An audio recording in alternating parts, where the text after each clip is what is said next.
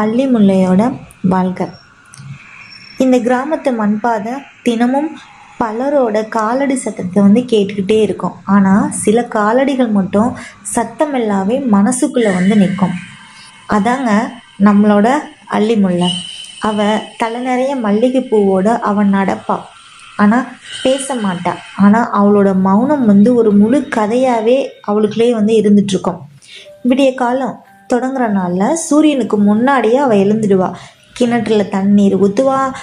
தண்ணீர் எடுத்துகிட்டு செடி கொடிகளுக்கு ஊற்றுவா. முகத்தில் தன்னோட கனவுகளை கூட அமைதியாக மூடி வச்சிருப்பா. மாடுகளுக்கு புல், தம்பிக்கு புத்தகம், வீட்டுக்கு பொறுப்பு. அவளுக்கு நேரம் மட்டும் எப்பவுமே இருக்கவே இருக்காதுங்க. அம்மா போன நாளுக்கு பிறகு அந்த வீட்டில் விளக்கு எரியிற சத்தமே அதிகமாயிடுச்சு. விளக்கொலியில் அம்மாவின் முகத்தை பார்க்கும்போது கண்ணீர் கேள்வி கேட்கல, பதில்களும் மௌனமாக தான் இருக்கும்.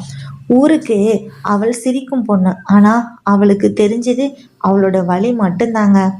வயல் ஓர காற்றுல மல்லிகை மனம் பரவும் போது அவளோட மௌனமும் உலகம் முழுக்க பேச ஆரம்பிக்கும். ஒரு நாள் யாரோ கவனிச்சாங்க அவளோட எழுத்து.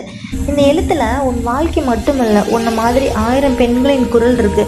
அந்த ஒரு வரி அவளோட மௌனத்துக்கு முதல் தடவையா ஒரு குரல் எடுத்துச்சுங்க.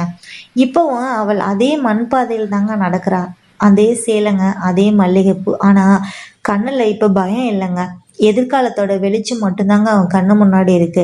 சில பெண்கள் பேசாமலே புரட்சி செய்வாங்க. இந்த கதை உங்களுக்கு பிடிச்சிருக்கு அப்படின்னா நம்ம சேனலை சப்ஸ்கிரைப் பண்ணிட்டு பெல் ஐக்கனை கிளிக் பண்ணிட்டு ஒரு லைக் பண்ணிடுங்க ஃப்ரெண்ட்ஸ். தேங்க்யூ.